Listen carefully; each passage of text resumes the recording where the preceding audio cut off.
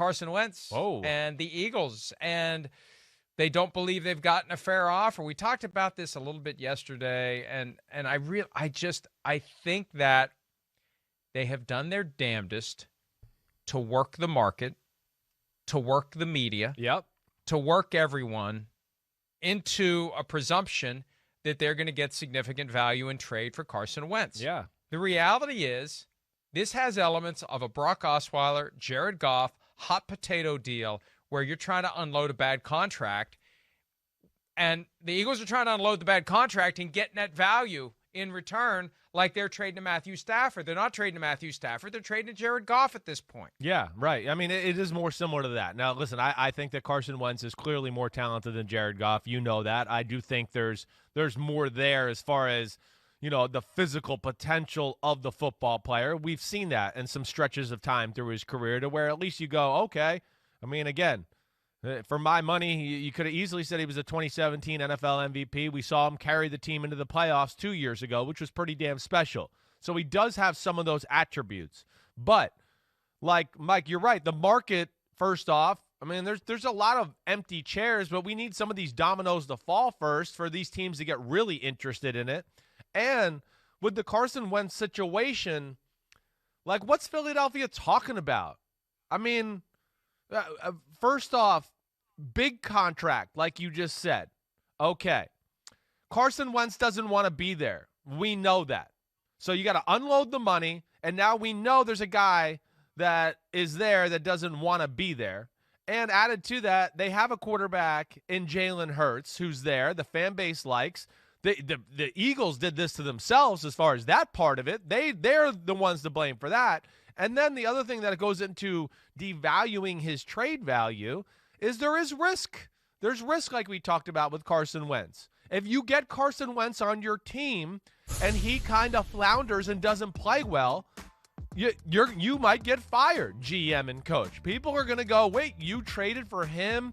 They like Nick Foles was better than him. Jalen Hurts was better than him. You traded Carson Wentz. You guys can't evaluate quarterbacks. So that's the risk the team is going to take in trading a Carson Wentz. All those hurt his value. They're not going to get what the Matthew Stafford deal. That's not happening, Philadelphia. Move on. Just try to get something good out of it.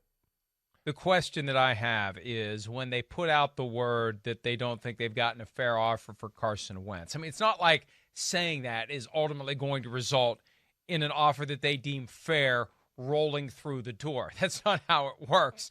It's not like you make a complaint and some other team is going to rectify the situation. Sorry, Philly, we didn't realize you didn't think there was a fair offer. Here, how about this? Are you happy now? So what's the real message here? Is this, and I see two potential explanations. One, they're trying to reel back in the notion that they're willing to trade Carson Wentz, if only to get someone to offer more to get him, to get someone to believe they would actually keep him even if they won't. Just part of setting lower expectations for what they get for him when they inevitably trade him. March 19 is the action date. That's when a full $40 million becomes guaranteed over the next 2 years, and when a check for $10 million has to be cut to Carson Wentz, less all appropriate state and federal taxes. So that's the deadline. And I think back to 2 years ago. And again, look, I'm not passing judgment here. I'm just stating facts. Yeah. The Eagles are very good at working the media. They're very good at getting their message out. They're very good at getting people to say what they want to say. And there are ways you can get reporters to say what you want to say. One way to do it, and I'm not saying that this is specifically the way the Eagles do it, but one way to do it is to make future promises. Hey, you help us out here. When we trade Carson Wentz, you'll be the first to know. Okay? That's how the sausage gets made, folks, and it happens in the NFL. And there are people out there who are willing to sell a little slice of their soul in order to be first in line for when the big pot roast gets dropped on the table. That's how it works. So, and I say all that because 2 years ago, the big splash report during one of the playoff games, one of the playoff weekends leading into 2019 free agency was, with Nick Foles' contract expiring, the Eagles are going to apply the franchise tag to Nick Foles and trade him. That's what they were going to do. That's what they're going to do. No equivocation, no hesitation, no ifs, ands, or buts. That's what they're going to do. Yeah. And then, Chris, what ultimately happened? Yeah. They couldn't find anybody to trade Nick to him. Foles with a franchise tag. Right. Yeah, the $25 million price tag for starters. They couldn't find anybody to do it. Right. So what happened? They didn't do it. So I think there's a certain amount of huff and puff, but at the end of the day, we aren't going to blow anyone's house down here. That this is kind of their effort to ease back into, you know what, at the end of the day, we're going to take whatever we can get for Carson Wentz because we just got to get this contract off our damn books. I mean, I think so. And they got to be careful too. You keep just flirting with disaster and fire and everything like that. All of a sudden Carson Wentz might get a little frustrated, and he comes out and just goes, I don't want to be in Philadelphia. I don't want to be here or anything. And then goes, boom, there goes your trade value even lower, Philadelphia. So they do have to be careful. And, realistically, I just look at Philly and just go, I want to say get a first-round pick and move on. How much do you think you're going to get? I don't think you're going to get a first-round pick. Maybe not. I mean, you might be able to from certain teams. But you're right. They might not be able to pull it off. It might be because really when you break it down, and you broke it down the right way. I mean, the Rams gave up 2 first-round picks and a third-round pick to get Matthew Stafford. But you explained it exactly right. One of those first-round picks was to get the contract from Jared Goff off the books. That was here's our first-round pick because you're taking a huge burden off our salary cap. Thank you. Now, the other was for the player straight up, and Stafford is viewed as special. I mean, he is. You say what you want. I know he hasn't won a lot, and there's this negative talk about him. But you know me. I mean, I've had him dancing around my top 5 and my top 10 many a years as far as the quarterback thing goes. He's really, really special, talented that way. I mean, you'd hear people say things that no quarterbacks that would go, Matthew Stafford's one of the greatest throwers, passers in the history of football. None of that is surrounding Carson Wentz at this point. So, of course, he's not going to get that type of deal. And you're right. The first-round pick, it seems like they want multiple or first-round pick and other stuff where I just go, that's crazy. If you just get a first-round pick, you should run and say, good, cool, great, we'll see you later, and we're out of here. But you're right. I don't know if a first-round pick does get it done at this point. Yeah, I don't think they're going to get that. And again, why would anyone objectively think that Carson Wentz is worth a first-round pick now? I know the Eagles believe that Carson Wentz's struggles in 2020 can be compared to Ben Roethlisberger in his 3rd season, 2006. Go look it up. Numbers down. Peyton Manning, his 4th year, 2001, got Jim Mora fired. 6-10, I think, was the final record. Peyton Manning took a huge step backward. But the thing is, the next year, the guys proved that it was an aberration. You can't sell the guy at the low point on the hope that it was a fluke. He's got to prove it wasn't a fluke before the price goes up. It's that simple. Buy low, sell high. You're trying to sell low. If you're trying to sell low, you're not going to get a high price for him. Right now, people look at Carson Wentz, and they're more likely to think Jared Goff than Matthew Stafford. I mean, if there's a scale, Chris, you're right. The needle's closer to Goff right now, no especially doubt. with that contract. Yeah. So, yeah, now, maybe you would have last year, and maybe you would next year, but you're not going to get it now. So what the Eagles have to ask themselves is, do they really want to be stubborn and force this relationship to continue when the guy clearly wants out? And here's where the Russell Wilson angle has relevance to other quarterbacks. Once you start speaking with that kind of candor, once you take a sledgehammer to that wall that quarterbacks previously respected, what's stopping Carson Wentz from going on the record with somebody and saying, I think the time's come for me to move on? You want to talk about, you get Carson Wentz on the record saying, get me the hell out of here. Yeah, that's what I mean. You ain't getting any offers for him. You are going to have to do a Brock Osweiler trade to get him off your books. That's what I was saying. They got to, make sure they get this done, in somewhat in a fast, quiet fashion before, Carson Wentz gets out there on the horn and starts going, there's no way I'm coming back to Philadelphia. I don't want to play here in this city or anything. And he should. He shouldn't want to play. I understand it. I think he's being respectful to the Eagles right now and being a good soldier by being quiet. I think he's done that for them, to just be quiet since after the season and disappear. So, I mean, again, they got to be careful, because if he comes out and does that, then it is over, and they're going to get, very little. It could go down to mid-round picks. Who knows what it is? But that first-round pick thing, that's going to be interesting.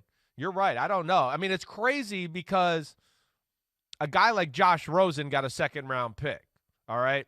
And he didn't played very little and showed nothing.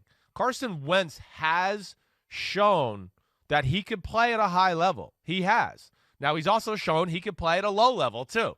So there is that aspect, and that's where I just think it's interesting. And like you're saying, the talk, the perception around him is negative right now. And I think, to your point, the more I talk about it and say it out loud, a first-round pick might not actually happen. I was on radio in Chicago yesterday, and we were talking about what we discussed Tuesday morning, the question of why in the hell would the Bears want Carson Wentz, and why in the hell would Carson Wentz want Chicago? You think they listened? Right now. Again, I don't know. No, this is the other. But I think Chicago was a pawn in all. I think so, too. I really do. Yeah. I think that the Eagles, in their effort to try to goose the trade market for Wentz, because you got two ways to build leverage. One way is you get multiple teams jostling for the same guy. The other way is you say, we're just not going to trade him. It's like, somebody wants to buy your house. Hey, I'll offer you this. Sorry, I don't want to sell. Well, I'll offer you this. Sorry, I don't want to sell. The more you keep saying I don't want to sell, the more the price goes up. And that ship has sailed for the Eagles, I think. And I feel like they're trying to climb back onto it. Yeah. I just don't know what they have a master plan. I don't know. I think that they I don't know, at some level, would they like to try to get Carson Wentz to sign on for another season? But I think the problem is, unless you're going to say to him, here's the keys to the Ferrari, it's yours again, he doesn't want to be there. No, he doesn't want to have a competition. He's already proven himself. Yeah, I mean, there's two ways where you could go, hey, they could maybe get it done somewhat quickly and get it over, and try to just strike now, with a team that just, likes him, and you get best what you can for him. I guess they could play the danger game of let a few of these quarterback chairs get filled up, and now let's see who's left standing. And do they want to now go all in on trying to get Carson Wentz, because they've been kind of left out in the dark and looking like, well, we didn't get a free agent quarterback or a trade we wanted. Well, we're not in a great spot to get a draft a quarterback. Uh-oh, what are we going to do? And maybe they can get some teams desperate that way. I mean, that is one other option I can think of that they might have here down the stretch. But, they're in a tough spot, Philadelphia, here. They definitely are, and I don't think they're going to get the value they wanted. The Bears thing, I mean, I'm sure the call and conversation went down. It made sense. Nick Foles is there and all that type of stuff. But, yeah, I think it was blown out of proportion to, like what you said, to drive up the price. But, again, the problem with waiting, March 19, $10 million. The money thing. Yep. $40 million is fully guaranteed going forward. Right.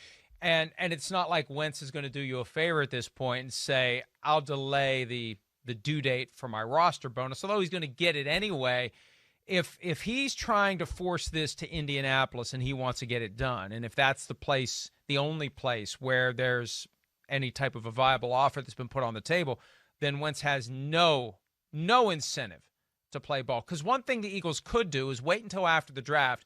Teams that don't like their free agent options, trade options, and just decide we're going to roll the dice in late April and try to draft somebody. If they don't get the guy they want, that's when you could get a back-end trade market for Carson Wentz. And then at that point, you could start talking 2022, draft picks, and you could do something that is tied into what he does this year. I wish teams would use that more. I think Carson Wentz would be the perfect candidate. I agree with for that. 2022 conditional draft pick based upon games started, statistics, wins, something where it can go from a 5 to a 4 to a 3 to a 2 to a 1.